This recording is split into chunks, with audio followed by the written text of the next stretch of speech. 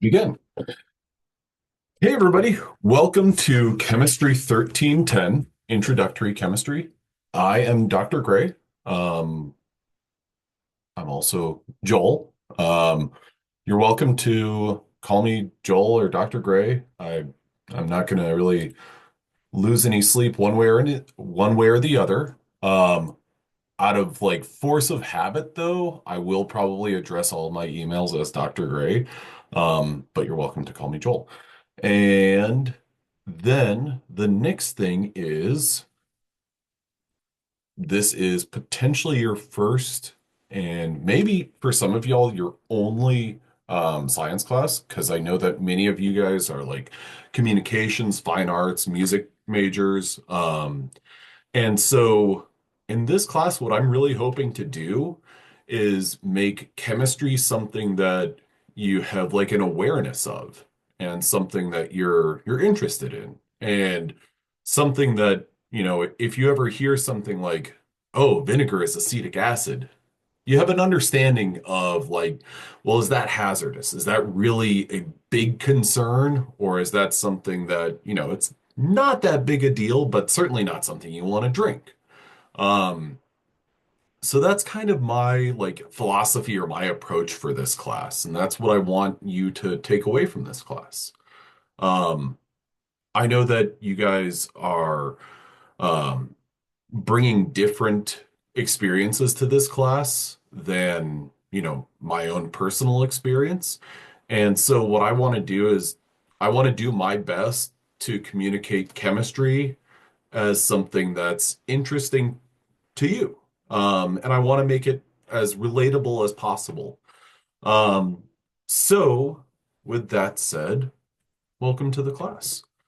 Um, Now, before we get into some of the details of the class, one thing that everybody needs to know is that this is a completely online class. So everything that you are doing in this class, or everything related to, the instruction of this class will be done online. And we'll be using Zoom, and this same Zoom link will work for the entire semester.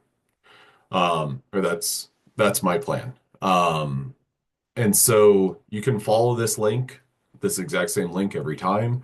Um, but I'm going to go ahead and add it in to our Canvas page in the coming days. Now, with that in mind, another detail that I want you to know is that I always make a point to record my classes. Um, and this is to make sure that you guys have access to, what was discussed during class. What were some of the high points? Just a second. Basically, like what was discussed during class? We got a fire emoji. Fantastic. Um, so I want to record class. I will record class. And then in addition to that, I'll also post those recordings on my YouTube channel and subsequently on our Canvas page. So you'll always have access to those anytime that you want, um, whether you're studying or, if there's something where it's like, I don't know, it sounded like he burped during class. We better watch that video again. Oh my gosh, he burped. Um, I burp from time to time. Hopefully not during class, though. That would be embarrassing. So you guys will have access to those. In addition to that, considering that this is an online class, I know that some folks are taking this online class because they're like, well, I need the class, um, but my work schedule doesn't really afford me the opportunity to take any other classes. So I'm going to treat this as kind of an asynchronous class, in which case you're going to watch the lectures at a later time. I really don't have any problem with that. Personally, I don't have a problem with that. However, I want you to know that you're still kind of subject to the same grading standards. And what I mean by that is a big question that everyone always asks during a online class is attendance required? And my answer to that, and I hope that I'm not being, and this is one of my favorite SAT vocabulary words. I hope I'm not being duplicitous or disingenuous. That's actually two. Duplicitous, good word, and disingenuous, another good word. So both good, solid SAT vocabulary words. Attendance is expected. Is it required? Well, it's required in the sense that a portion of your grade, ultimately 10% of your grade, is determined by participation. And most of that participation is going to be assessed with Zoom polls. Now, a follow-up to that, okay, is attendance required in the sense that if I miss a certain number of classes, I'm going to be kicked out of the class? No, not at all. Now, a follow-up to that is, well, what if I can't come to every class meeting? Will there be another mechanism or another way for me to kind of gain some of those participation points? There will. And so that's going to be assessed by like Canvas discussions. So those are, I hope that makes this as clear as possible. Now,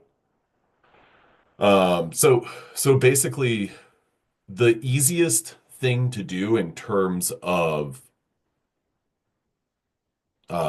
let's see, the easiest thing to do in terms of participating is to come to the class and answer the Canvas poll questions. Um, and so I'll have those. Now, in terms of participation, am I going to be grading, like, if you come to class, let's take this hypothetical situation. Let's say that you come to class and every time there's a Canvas poll question, um, or not Canvas, Zoom poll question, you happen to like step out of the room or something goes haywire with your computer, or you get every single question wrong. Does that mean you're not going to be counted as present for that day? No, it doesn't. So I'm not really grading it based on accuracy of your answers. Um, they're polls. They are, yeah, there will be a correct answer. Um, but I'm not looking at it as, did you get this answer right or wrong? And so what I mean by that is I'm going to have some questions that your answer option, one of your answer options will be, I have no clue. I'm not going to penalize someone who has no clue, but is there to learn.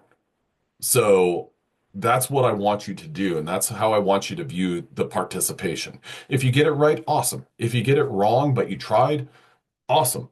Um, if, if you come clean and say, listen, I don't know how to answer this question, then select that answer option.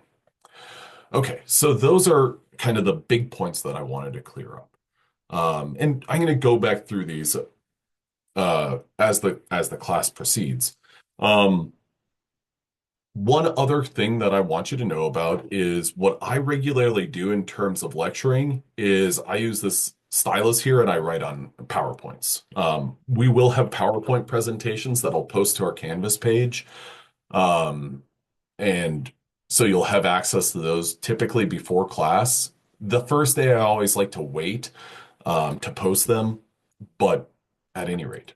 Now, let me go ahead and save one file, and then I'm going to share my screen. And okay, there we go.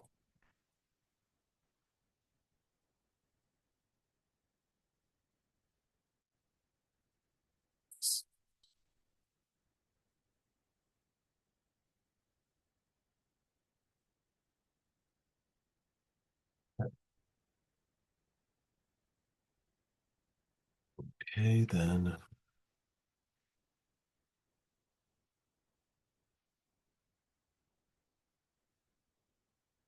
that's the one that I want.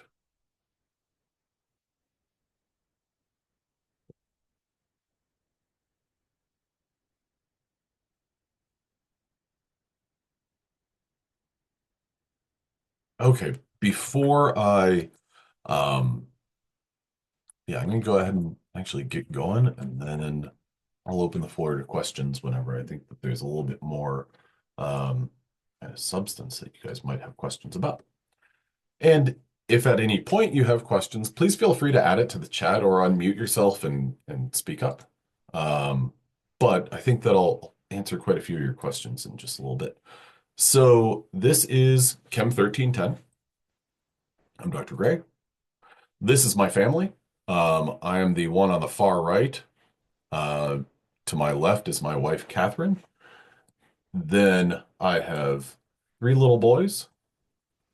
I'm going to draw on my thing here. Let's see, pen. This right here is Otis, Otis. He is 8 years old and he's in third grade. This is Walter. He is 6 years old and in first grade. This is, he looks very concerned, confused, and curious. That is Arlo.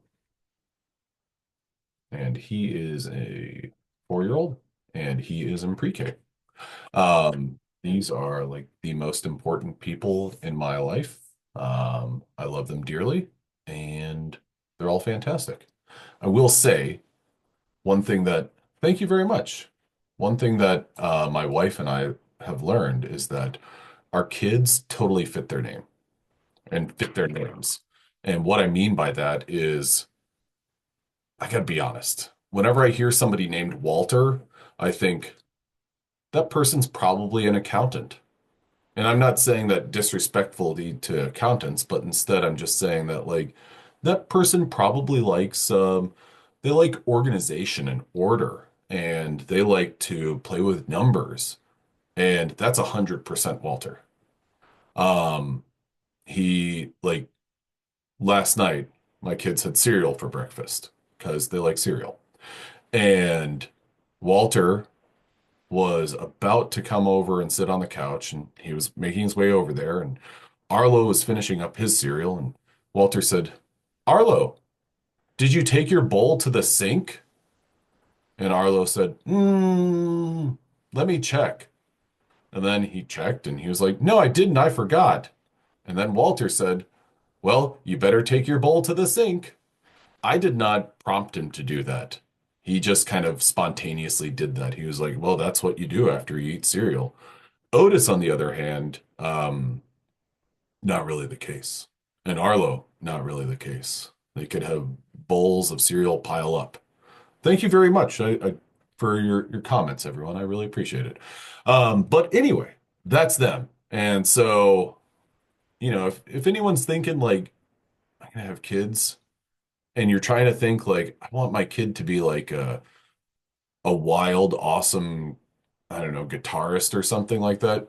Take some inspiration from the band Guns N' Roses and name your kid Slash. If you're like, I want my kid to be like straight-laced and, do everything, follow directions constantly, give them a name very different from Slash. That's just my parenting advice. Or not really parenting, but naming advice. Okay, so those are my people, and they are fantastic. And if you look in the background here, this is over at the river. So yeah, we like going in water. We like being outside. It's a lot of fun. All right, then my background. I was born in the great state of Wisconsin, and so today I am mourning the loss that the Green Bay Packers really laid an egg yesterday against the Philadelphia Eagles. And I wouldn't say they I don't think that they completely laid an egg, but it seemed like at every single play, there were about two or three Packers players who got hurt. And it was disappointing. But here we are. I was born in Wisconsin, and when I was yes, you're absolutely right, Jonah. It was yes. Um, I was born not right there. I was born right here in Milwaukee County. There. Oh, oh. I was born in Milwaukee County. My parents were both originally from Wisconsin, but we moved to College Station, Texas when I was about one and a half. And so I grew up in College Station, Texas, also known as Aggie Land. I was the mascot at my high school for 1 year, and that's just because it was pretty much exclusively seniors who got to do it. I was the mascot. That was a lot of fun. And then after I graduated high school, I moved to San Marvelous. Does anyone know this place right here?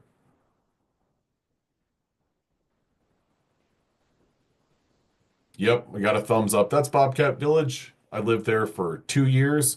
I had a roommate who I basically never talked to.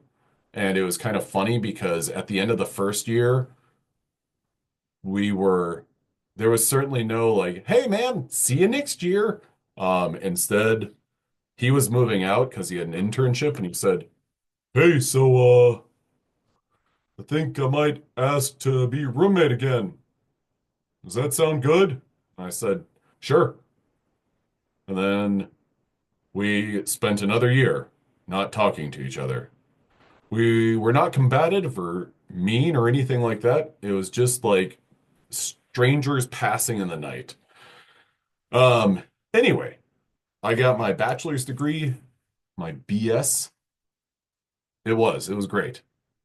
I really couldn't ask for a better roommate as someone, totally. Like, we were just there to exist.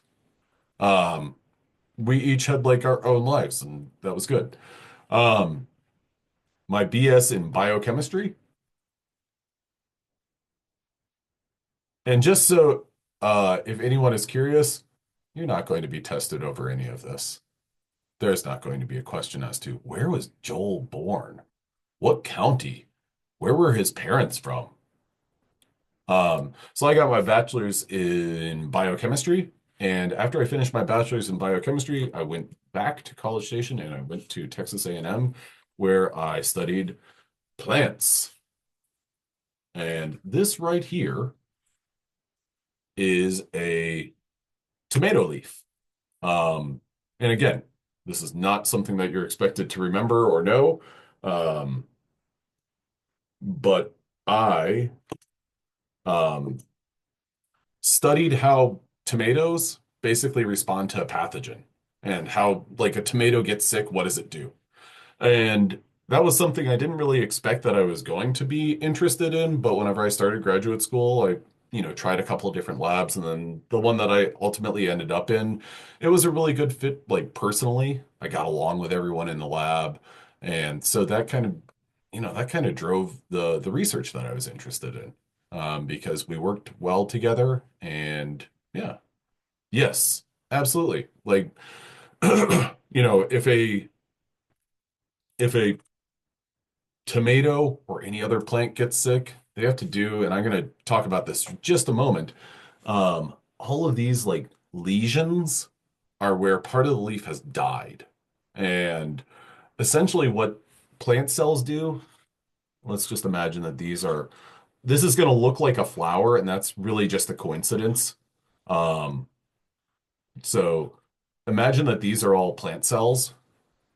If this one in the middle perceives or senses a pathogen, what it does is it sends out a signal to all of the surrounding cells. And it says, hey, kind of like a warning, like, hey, bad news. I've been attacked by a pathogen. And then these surrounding cells, what they do is they say, okay, well, we better die. And when they die, that pathogen, that pathogen kind of gets trapped because the pathogen has to feed off of living tissue. And if it lands in that central cell and is like, haha, I'm going to go around and kill everything, I'm going to, eat all their lunch and everything like that. Well, if all of the cells surrounding it are dead, then that pathogen doesn't have anywhere to go to. So I learned about the molecules that are involved in that and, kind of the communication between different plant cells. So that's what I studied. I thought that it was interesting and it's fun. And, agriculture is absolutely super important, understanding where food comes from. So that was kind of secondary to it. Like, yeah. Okay. Then chemistry. That's something that I've kind of been interested in, and understanding it was very helpful. And one of the things to me that's kind of interesting is if you take an element like sodium, Na, and you drop it in a glass of water, well, it will very violently react. And that's represented here by this cat, this muscular cat, this memed up muscular cat. If you drop it in water, well, it's going to basically start a fire. It's going to react very violently. Similarly, chlorine. Chlorine gas was used as a chemical weapon during World War One. And so these two things, sodium and chlorine, oh man, independently, sodium reacts violently with water. Chlorine is potentially fatal if inhaled. Man, these two must combine to produce something absolutely horrible. A flaming gas that kills people. Oh no, never mind. Sodium chloride. These two things come together to make soup salty, or to make like a steak tasty, or broccoli tasty for that matter. And so that's something that's always kind of been fascinating to me, how it's like these two things that otherwise are pretty extreme, they're kind of weak independently. Now, that's kind of my general interest for chemistry. Um, Now, what I want to do is kind of jump over a minute to talk about the syllabus and talk about basically how this class is going to operate. Um, just so everyone follows, I have not posted the syllabus to our Canvas page. I will post it later today. And I have not posted our first day's PowerPoint. I will be posting that one that we're starting to work through later today as well. Now, here is our syllabus. Showing up as the share. Yes, I believe it is. So here's our syllabus. I've got our class meetings, 9:30 to 10:50. There's the link, there's the meeting ID, and the passcode. My email is joelgray@txstate.edu. All one word, Joel Gray. That's Gray with an A, not an E. That seems to be like the biggest hang up that folks have. Office hours. I'm going to hold them Mondays and Wednesdays from 12:30 to 1:30, and you can follow that link. I'll post that. I mean, it's on this document. I'll also post it on our Canvas page. And that's so those are the times that I'm basically going to be in my Zoom. So you can just drop in. And outside of that, though, appointment. Just send me an email and say, hey, can we meet? Now, the one request that I have is that you email and, kind of propose a time. Say like, hey, can you meet on Tuesday the 14th at 1 p.m. That's really helpful for me. Um, as opposed to sending me an email that's like, hey, I need office hours. Because then it's just like, I like to, if you're proactive in proposing a time, then we can kind of get to the point where we have that meeting with only like two emails, as opposed to like, hey, does Tuesday work? No. What about Wednesday? No. What about Thursday? No. What about Friday? Yep. Okay. So that's the time, Monday and Wednesday, 12:30 to 1:30, that I'll be there. And if I'm not, I'll post an announcement stating as much. And I'll be in there today at that same link. Right after this class, I have another class. So that's why I kind of have to, when our class ends at that would be 10:50, I'm going to split over to that other one. Textbook. The textbook that we have is a Chem Libre text, Chemistry for Changing Times. That's a textbook that's available online. And so everything that you need for that, and in terms of content that you need for this class, is freely available. This is considered an OER, an open educational resource. So this is, yeah, somebody put this together, a professor at several professors at different universities kind of combined together and put all their work together to write this document. And so we're going to use it, and it's a good book. I like what it covers, and it's simple and accessible. Course objective.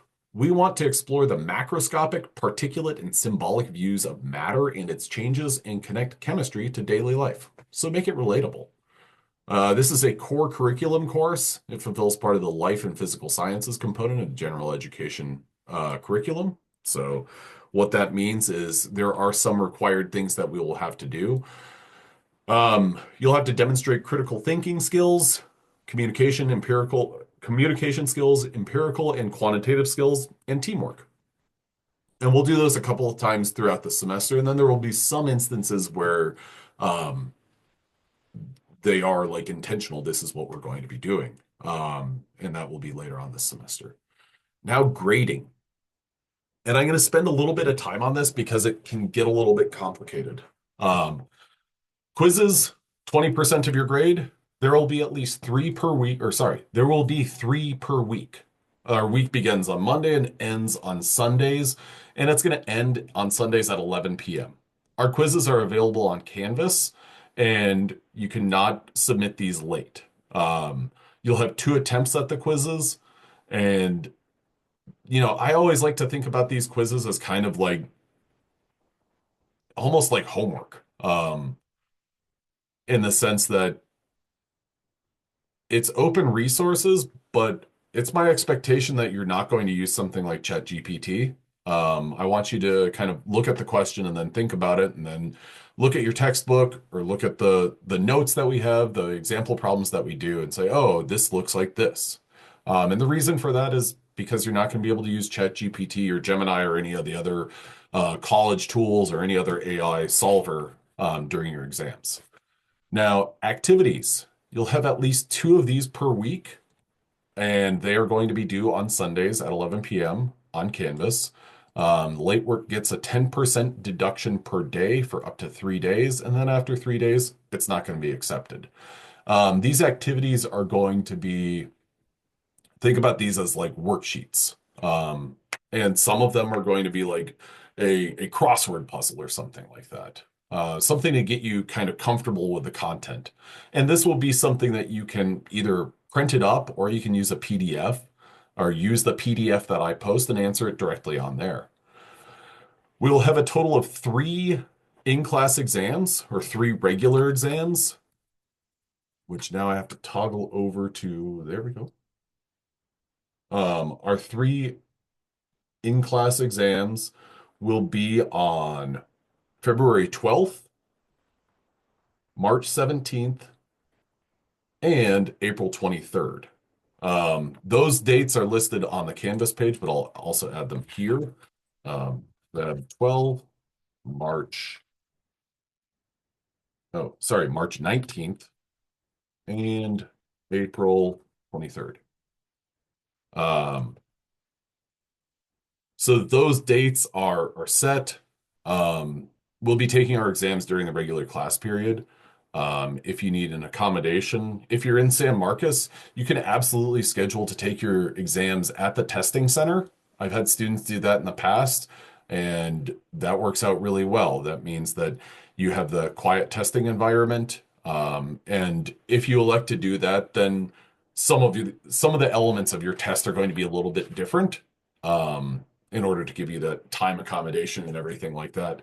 If that's something that you are interested in and you have accommodations, please contact me and we can kind of talk either during office hours or some other time about, how that works out. Then last but not least, or not last but not least, but close to last but not least, we have our final exam. Now, if you are at all looking for your final exam times, I would recommend that you just do a Google search for Texas State final exam schedule. That will take you to this webpage that's available through the registrar's office. Click Spring 2025. And then what this table gives you is it gives you the class meeting days, the class meeting times, final exam date, and final exam time.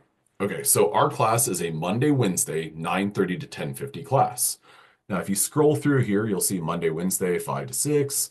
And then here's some more Monday. There's Monday, Wednesday, Friday. Here's Monday, Wednesday. Okay, here we go. Monday, Wednesday, 2 to 3, 11 to 12, 8 to 9, 12:30 to 1:50, 3:30 to 4:50. Wait a minute. I don't see a Monday, Wednesday, 9:30 to 10:50. Why not? Okay. Well, our class is considered a non-standard meeting time. and our class starts before 10 a.m.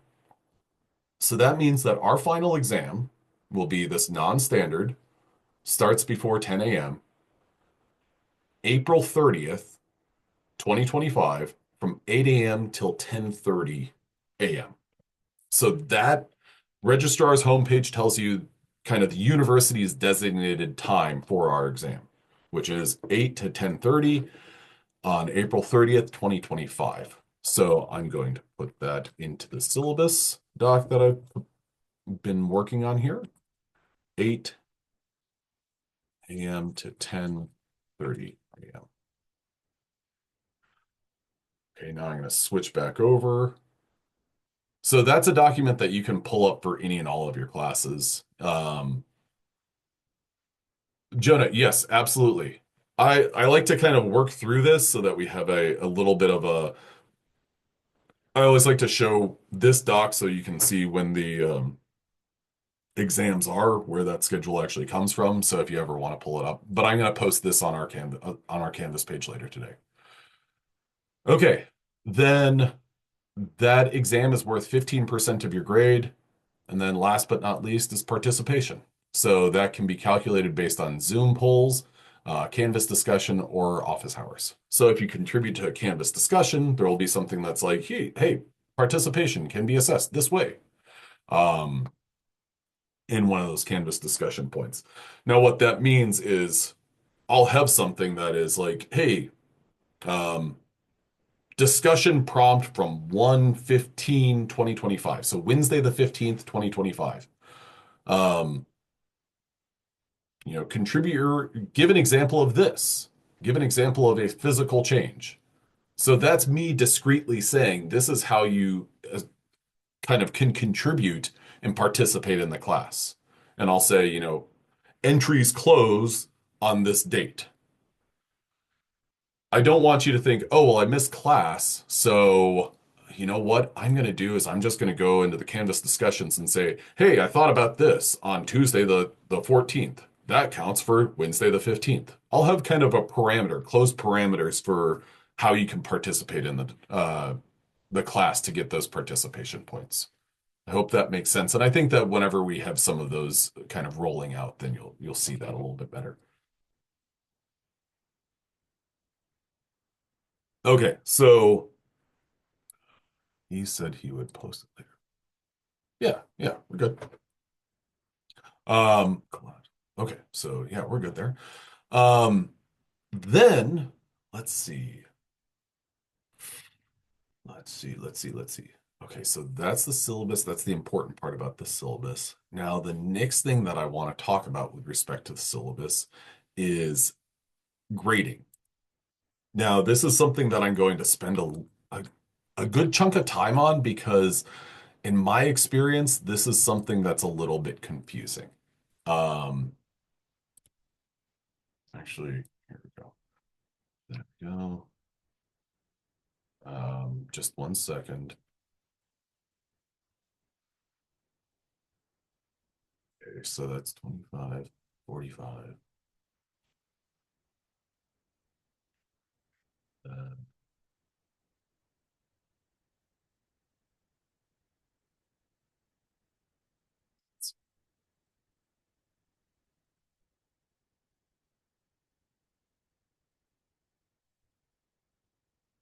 um, Almost ready to share my screen again. That's good. That's what I want. Okay. Now I'm going to go back to my PowerPoint. Thank you guys very much for your patience. Rather make sure that I'm sharing what I want to share. Proceed. So there's that. Okay, so we got our cats of different levels of anger. Okay. And then communication, I will use the announcement tool probably 3 to 5 times a week. Individual email, I reach out to folks if ever I see like, hey, you haven't done anything for the class, it's going to make it hard to pass. Or I've noticed that, you sent me a private message during the Zoom meeting. Um, I'll reach out to you. And then, like I said, office hours, if you're requesting them, just shoot me an email and give me a specific time. And so there we go. Now, grading. Okay. So this is the same breakdown that was in the PowerPoint a moment or in the screen a moment ago. Quizzes, activities, final exam, participation. This right here is where I would say things are maybe the most confusing. And so if you've kind of checked out, come on back. This is like, to me, this is the most student-centric and most kind of sensible and practical way to grade. And I've done it for a couple semesters now, and I like how it works. So that's wrong. That's 15%. And I'm going to change that right now. Um, but okay, so we got that 15% each. So we have our three in-class exams, then we have our final. Now, let's say hypothetically that on the um, 12th of February, you take that exam and you get a 55 on it. And this is, all my scores here are out of 100. That is an experience I had in class, and that was always like, oh, excuse my language, but oh crap. I'm destined to make nothing higher than a B. Okay. Then exam two rolls around, and you're like, okay, I'm going to study really hard for this. I know how you ask questions. It's going to be a lot different. And let's say on that one, you get an 80. And in that case, you're like, well, crap. Now, my highest that I can get, if I get everything perfect for the rest of the semester, my best bet is that I'm going to make a C plus. And I know Texas State, we don't have the plus minus system, but like I can get a 78%. Dang, I worked really hard. And if you were to do that, let's say on exam three, you put it all together and you get a 100 on it. And then on the final, let's say you just go back and you study all the exam one and exam two stuff, and let's say you get a 95 on that. If you've ever kind of done that operation and you look at your grades, you're kind of looking at, I'm going to calculate this average. So you get a 55 plus a 80 plus a 100 plus a 95. And let's say they're weighted equally, you'd say this would add up to 330 divided by 4, and you're going to get, oh, look, oh man, an 82.5. Okay, okay. Now, that's something that, and keep in mind, this is what the experience, the ways that lots of professors do things, is they say, oh, well, you know what? I'm going to have your final replace your lowest exam grade. Okay, so then you do that. You go um, 95 plus 80 plus 100 plus 95 divided by 4. Oh man, yeah, that's great. You get a 92.5. That's an A. So we got a B versus an A. Okay, that's cool. Now, keep in mind though, there's a lot expected here. Or there's that's hard. Because if you think about all of the exams that are given over the course of the semester, which one is the hardest? And go ahead and add to the chat. Which is the hardest exam that you take in basically any class over the entire semester? The final. So this right here, that's not really an easy thing to put together. That's a big ask. And so the way that I like to grade and the way that I want to grade is I'm going to erase all this. And I'm going to keep these scores in here. And I'm going to label this the JWG way. Or I'm going to call it the cumulative way. Okay. So what you'll have on exam number one on February 12th will be stuff that I'm just going to call it Module 1. Module 1 material, you have exam number 1. Okay. Now exam number 2, is going to be about 30%. I'm going to label it M1 or your old stuff. So that right there. And what that means is that exam number 2 is 70% module 2, or the new stuff, the most recent stuff. Exam number 3 is going to be 30% module 2 and 70% module 3. Okay. So all of the material that we cover this semester will be broken down into 3 modules: modules 1, module 2, and module 3. Okay. Now,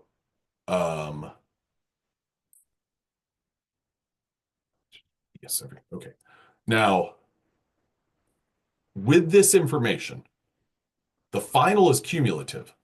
So using the terms M1, M2, and M3, what do you think the final is composed of? What is it made up of? Is it just M1? No. Is it just M2? No. It's pretty reasonable, I think. All 3. Perfect. So M1 plus M2 plus M3. So let's say if we've got an exam, a final exam, that's like 33% M1, 33% M2, and 33% M3. And let's go back to exam number 1 here. So exam 1 and exam 2, you got a 55 and then you got an 80. Okay. Now, M1, the module 1 stuff, when you took exam number 2, in order to do well on exam number 2, I'm asking you that you look back at your module 1 or the stuff that's on exam number 1. Does that make sense? Give me a thumbs up if that makes sense. And give me a thumbs down if it doesn't make sense. Okay, I got a thumbs up there. So when you take exam 2, it's kind of a cumulative because it's everything from M1 and M2. But there's more of an emphasis, 70% of the questions. So you could think about it as if there were 10 questions, there's going to be more than 10 questions on your exam. But if it's 30 questions, like 21 of them will be M2, the most recent stuff, and then about 9, maybe 10 of them will be the older stuff. Okay? So in order to do well on exam number 2, you have to go back to exam number 1, and you have to revisit that, and you have to improve on that. It's almost like you're progressing through the material. It's almost like if you want to be an excellent basketball player, well, where do you start? You start with dribbling. And then from there, you go to shooting, and then you go to dunking. Okay? What I'm going to ask you to do is we'll make our way through the material. And if at some point you're like, oh, I can dunk, perfect. Okay, I still need you to show me that you can dribble. I still need you to show me that you can shoot. So in order to be like a complete package, you have to show kind of proficiency and improvement on that other stuff. And so what that means, okay, I've gotten lots of thumbs up there. And if you have any questions about this later on, absolutely let me know. Now, let's go back to the scores. That's a great question. Usually exams are maybe 35 to 40 questions. So within that range, the final is going to be longer. It's about 60, 65 questions. But most of your exams are going to be 35 to 40 questions because we have an 80-minute class period. I don't write exams that are like, I don't write exams that are super long and I'm expecting you're going to take 80 minutes for it. My expectation is you're going to be able to knock out the question, or you're going to be able to, uh, the people who get like a 100 on the exam are going to be able to finish it in like, you know, 20, 25, 30 minutes. Do the exams have a time limit or a specific time? Yes, we're taking our exams during our regularly scheduled class period. Okay, so now let's get back to the scoring. Um, so what I'm going to do, and what I like to do with this, is I like to take the relevant material and kind of apply that. So what that means is exam number two. Were you asked questions about module number one? Yes, you were. So what I'm going to do is I'm going to take this score, this 80 that you got on exam number two, and I'm going to put it with it's kind of in a category with exam number one. And each category, I'll call it cat one, cat two, cat three. In category one, you'll have exam one, exam two, and the final. Cat or category two, you'll have exam two, exam three, and then the final. And then category three is going to be exam number three and the final. Now, category one here, let's look at those scores. You got a 55 on exam number one. Then, when you were tested over that module one stuff again, for exam number two, you got an 80. Okay. Now, let's fill in the rest of these. So, in category two, you got an 80 for exam two. Exam three, you got a 100. Category three, you got a 100. And now let's go ahead and fast forward to the final. Let's say on the final, you get, let's say you get a 89. Okay, it's a very good showing. It's a very good score. What I'm going to do is I'm going to put this 89 right here for the final. And then I'm going to put it right here for the final. And then I'm going to put it right here for the final. So part of what I'm describing with these categories is what I see in the gradebook. And for each of these categories, category one, two, and three, I'm going to give a rule. And the rule is the two lowest grades will be dropped. Or in the case of category three, the one lowest grade will be dropped. Now, what that means is that for category one, the 55 and the 80 will be dropped. For category two, the 80 and the 89 get dropped. And then for category three, the 89 gets dropped. Okay. Now, another part of this is that the final exam is still its own independent part of the grade. But this approach to grading, I mean, all of these grades are pretty solid.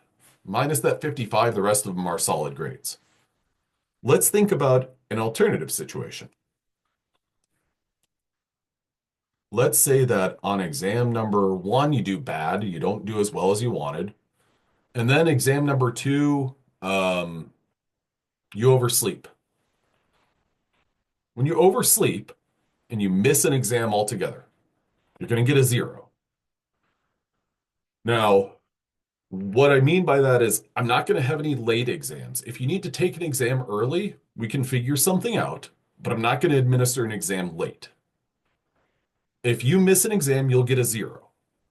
But let's look at how this impacts your grade.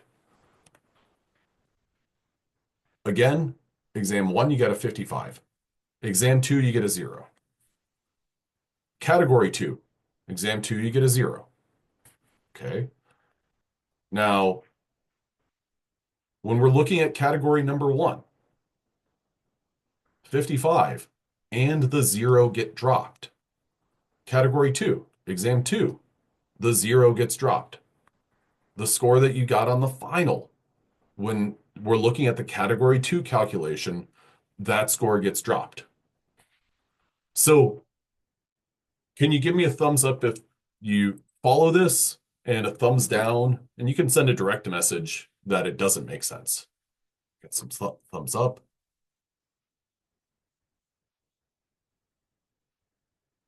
Okay. Okay, great.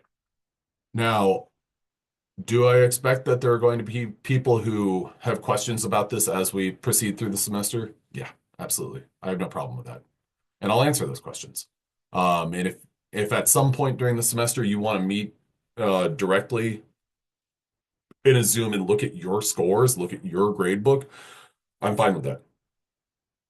Um, Now I'll show you kind of this isn't really a hack or anything like that, but I just want to kind of be upfront about this, is that when I've done this, there have been some people who are like, oh, wait a minute.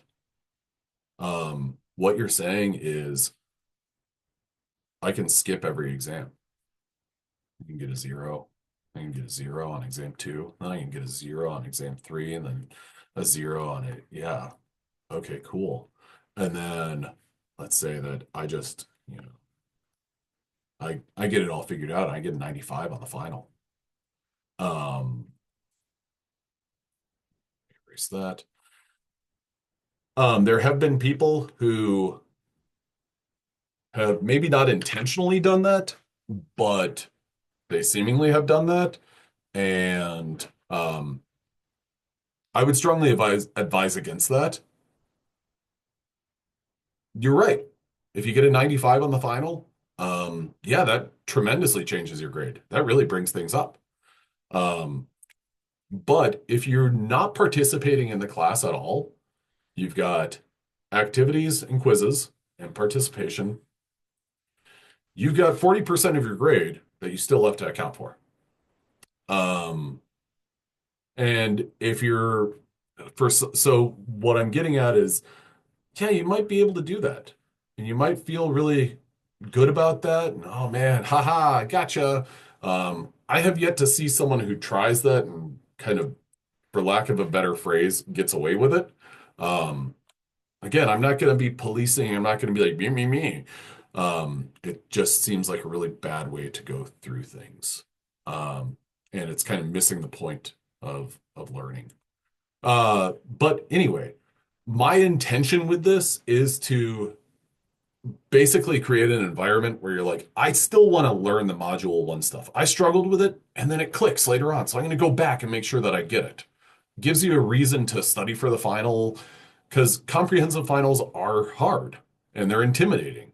I want you to look at this as like, okay, where were my weaknesses throughout the semester? My weaknesses were in Lewis structures. Okay, I got to make sure that I understand those. My weaknesses were this.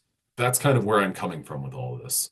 Um, if at any point this semester you want to ask a question about how your grading looks and what you need to do in order to um, improve, then let me know. So there we go. Okay, next up is exams. They're going to be administered on Proctorio and with Zoom.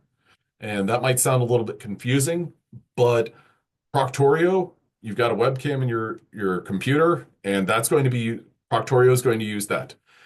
With Zoom, I'm going to ask you to have your second device, like your phone. If you don't have a second device, let me know.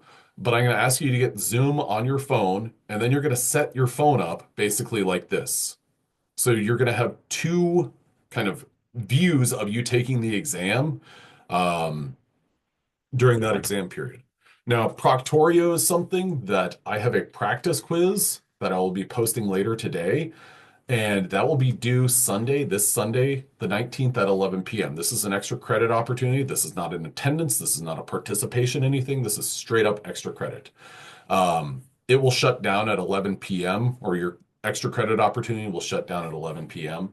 Um, Proctorio is something that it's a extension in your web browser. And if the extension is not set up properly, or if you have a pop-up blocker, you'll get a prompt for access code. And if you do not get prompted for an access code, then you're good. So I'm going to say access code equals fix Proctorio. Update your browser, update your OS. Um, if you get prompted for an access code, itac at txstate.edu. Um, Email them. And what I would recommend is try a different browser, try making sure that all of your software is up to date. Um, I'll give you a picture later on of what the expectation for the Zoom login is going to look like. Um, but Proctorio, getting that set up is maybe the most important and highest priority thing. So that's why I've got this Proctorio practice quiz. It's just going to have one question. And so all that you have to do is log in, take that practice quiz, answer that question by Sunday, the 19th at 11 p.m. And that's going to get you plus 2 points on the final. That's how important it is.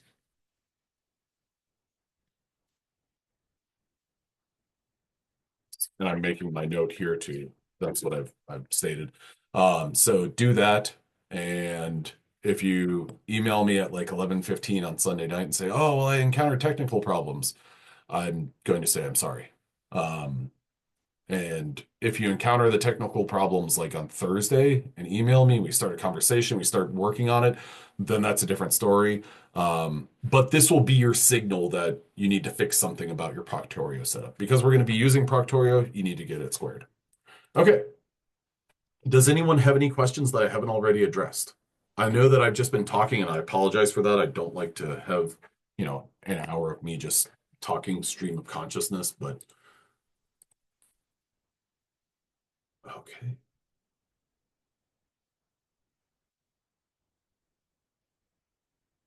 Okay, feel free to ask any questions, shoot me an email, whatever, and we'll get them answered. Now, day one, chemical and physical properties, section 1.4 of our textbook. So here what we have are a look at chemical and physical properties. So for exams, we'll have our Zoom set up.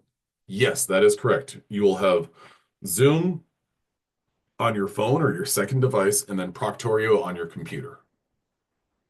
And in the event that you have a limitation there, just communicate with me and we'll figure out the best solution. Um, so a physical property is a characteristic of a substance that can be observed or measured without changing the identity of the substance. So that's something that's true about that thing.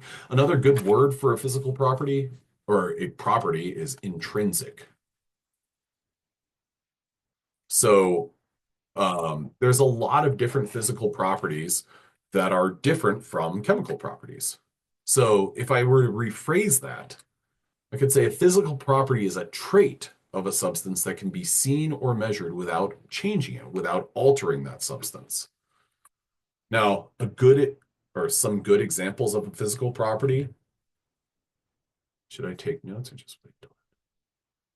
Um, I got a question about should I take notes or just wait until after class to review the recording? That's your call.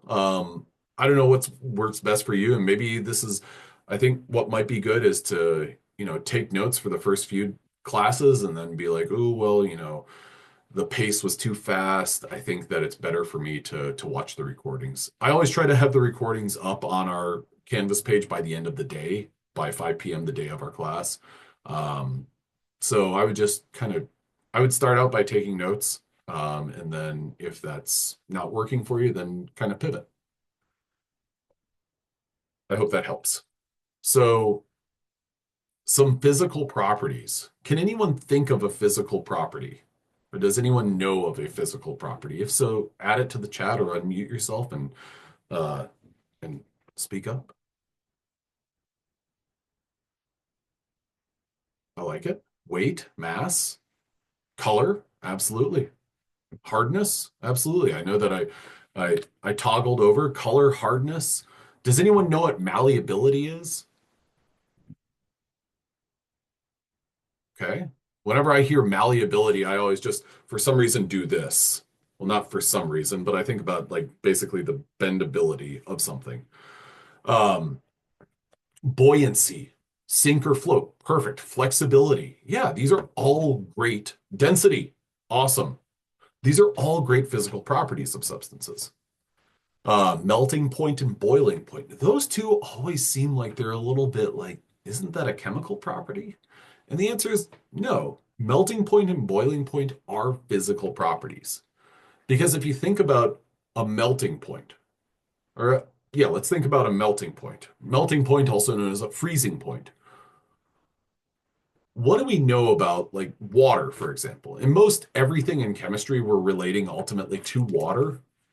Um, if you have water and it is below the freezing or melting point,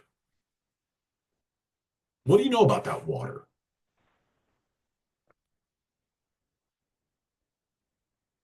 Well, it's going to be solid when below the freezing point.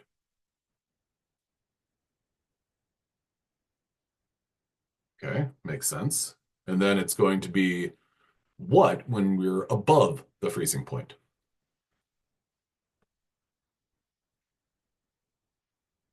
Absolutely. So solid and liquid, what are those also known as?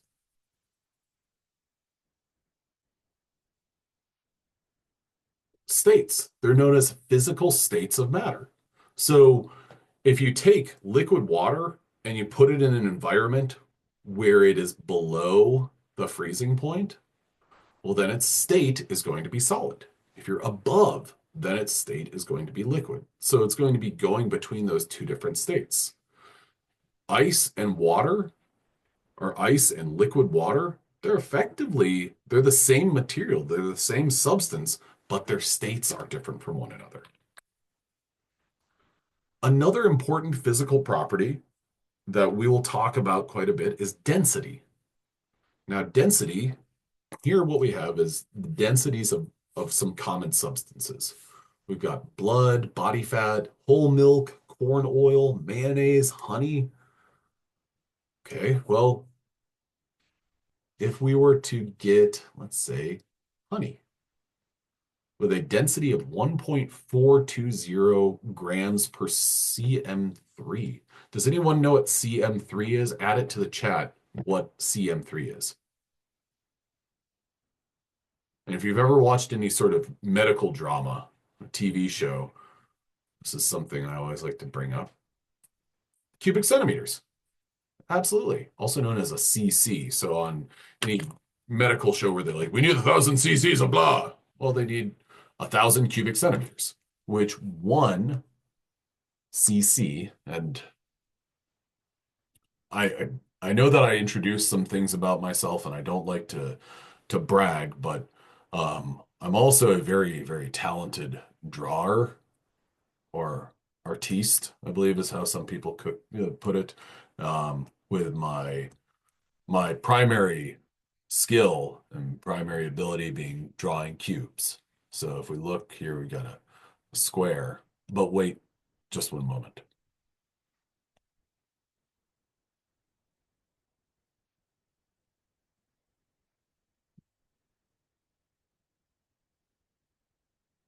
That square has become a cube. I'm very proud of this. I know you're all very impressed. I know some of you are thinking, this guy thinks that he's really funny. And I would argue that I know that I'm hilarious. This right here is 1 centimeter. This is also 1 centimeter. And this is also 1 centimeter. So the length, width, and height of this beautiful cube is 1 centimeter. Hence, 1 cc, which is equal to 1 cm cubed, which is also equal to 1 milliliter. Okay, so thank you very much, everyone. I appreciate that. I appreciate the accolades. So I don't need to stress about this anymore. I don't need to boast and brag about my drawing abilities. We'll just proceed from here. So if we had a 1 centimeter by 1 centimeter by 1 centimeter cube that was made up of honey, does anyone know the mass of it? What would the mass of that cubic centimeter of honey be? Add it to the chat. Or 1 milliliter of honey. Absolutely, 1.420 grams. Now, water is kind of the standard that we use whenever we're comparing density of things, and the density of water is 1.000 grams per milliliter. Now, if you were to get that cube of honey and drop it into water, is it going to sink or is it going to float?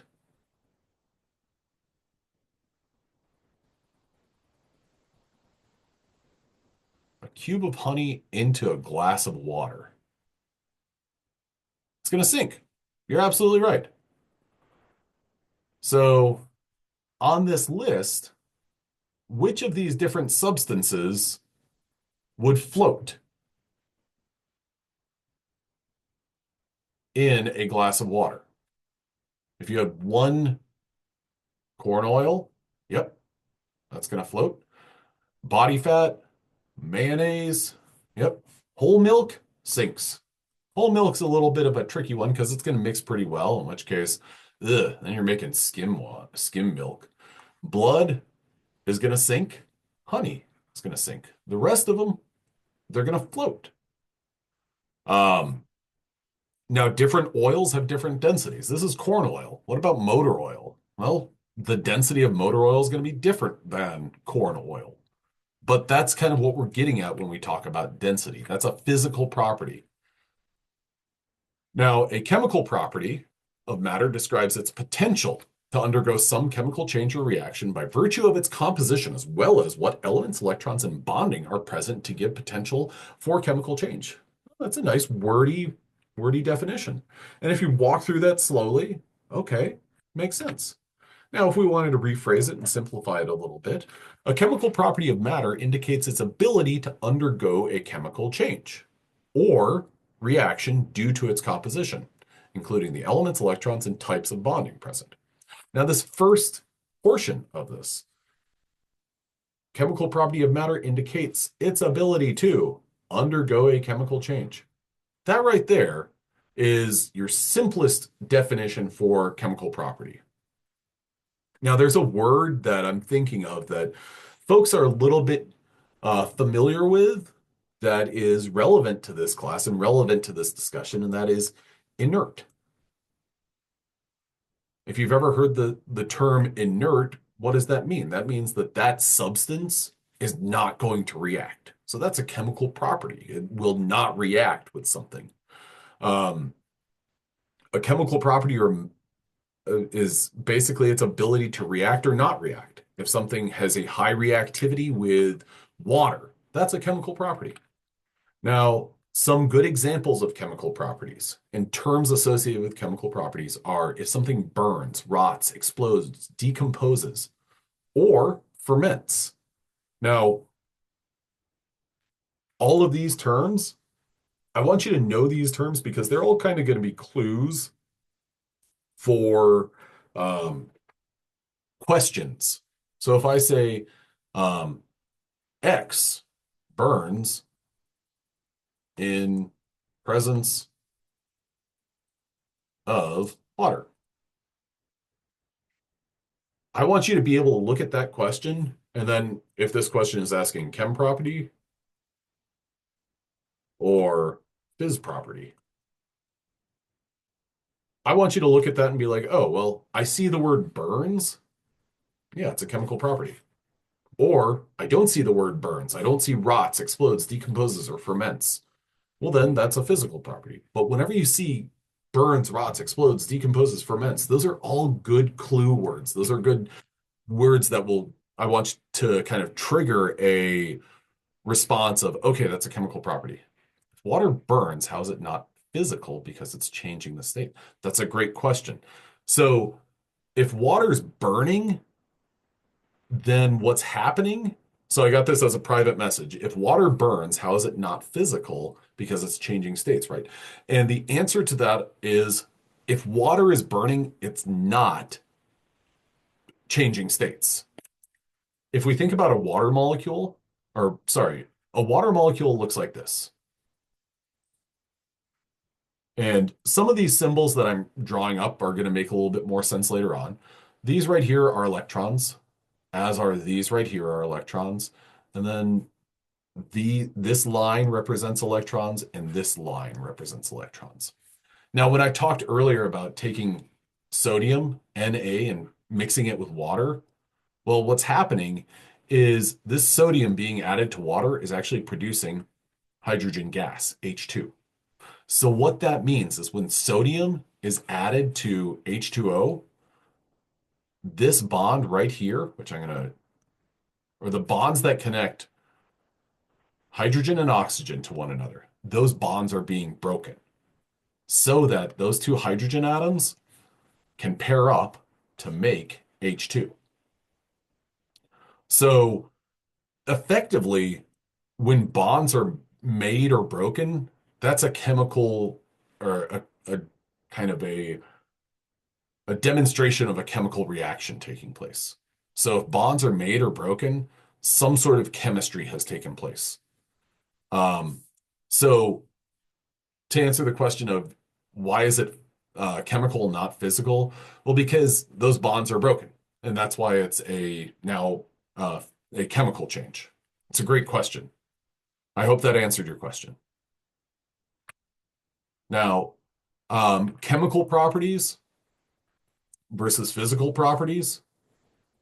And to the person who sent me that private message, if that doesn't answer your question, please don't hesitate to, follow up and say that didn't answer my question.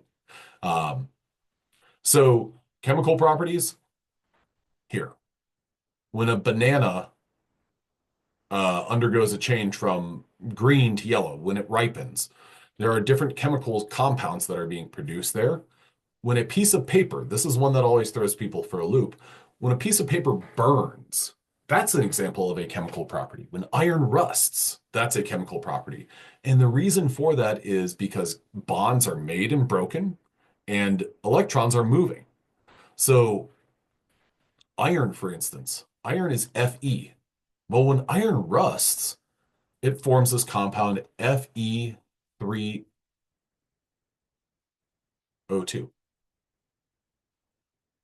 So that's iron oxide. Iron goes to iron oxide. So this is a reactivity.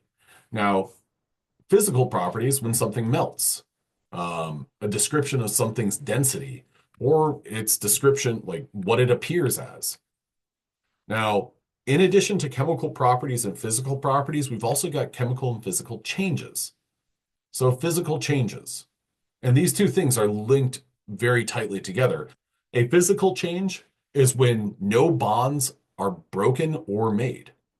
So ice cube melts. The shape of water changes, but it's still water. So that ice cube has gone from a solid to a liquid. Well, its shape has changed, yeah. But there are no bonds that were broken in that process. Those bonds continue to exist.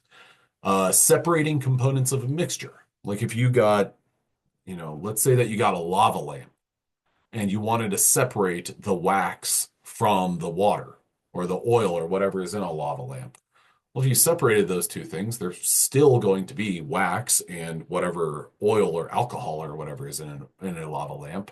You're going to separate those components, and that's all there is to it. You're not making or breaking anything because those two things existed separately. Sure, they were in a mixture, but they existed separately.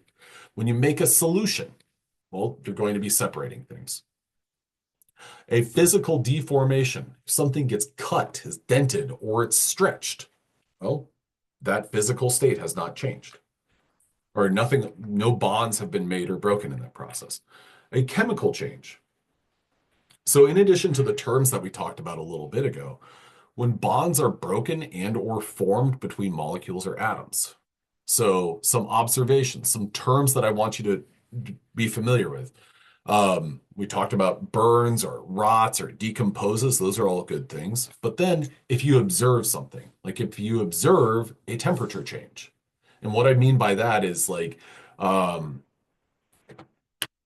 has anyone ever used one of those hand warmer packets? I know lots of people who go hunting get them, and they're little packets you can buy at like Academy or the grocery store or gas stations. And what you do is all that you do is like crack them. You put them in your gloves, and now all of a sudden, well, they help warm your hands up quite a bit. Um, that's a chemical reaction taking place. You're not going to be able to like cool them and then do it again because the reactants have reacted and it's done. If light is produced or if a color change is going to result, that means a chemical change has taken place. If bubbles are formed or if the smell or taste of something has changed. So, an example of this, um, let's say that this never really happened with my old roommate, but when I was in grad school, I had roommates that I got along with really well, largely. Um, if somebody got some, let's say some chocolate milk, and they drank some on the first day that they had it. They're like, "Oh, I love chocolate milk. Oh, I love chocolate milk. It's so good." And then they left it in the refrigerator for, let's say, 6 months. And then they're like, "Oh, good, my chocolate milk's still there." And they go back after 6 months and they open up the chocolate milk. Um, would anyone care to add a comment about how that chocolate milk has changed? Yuck is the correct answer. Mold, potentially, yeah. Spoiled, absolutely. Smell and taste, absolutely. The smell and taste. And Dakota, you're absolutely right. The smell and taste. I got to be honest with you. Whenever I open that up, I'm gonna smell it and I'm gonna be like, I don't need to taste it. I've decided. I'm this smells bad enough that I know that is no longer adequately chocolate milk, so I don't need to taste it.